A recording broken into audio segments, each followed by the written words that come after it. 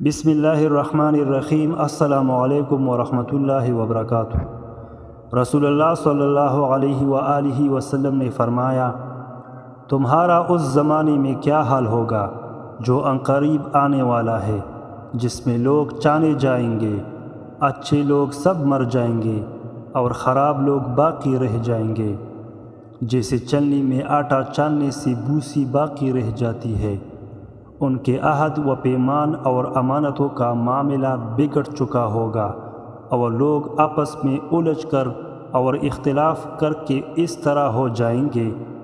پھر آپ صلی اللہ علیہ وآلہ وسلم نے اپنے ایک ہاتھ کی انگلیوں کو دوسرے ہاتھ کی انگلیوں میں ڈال کر دکھائی۔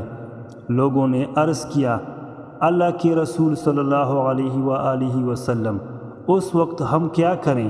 آپ صلی اللہ علیہ وآلہ وسلم نے فرمایا، جو بات تمہیں معروف یعنی اچھی معلوم ہو اسے اپنا لینا، اور جو منکر یعنی بری معلوم ہو اسے چھوڑ دینا، اور تم اپنے خصوصی معاملات و مسائل کی فکر کرنا اور عام لوگوں کی مائل کی فکر چھوڑ دینا۔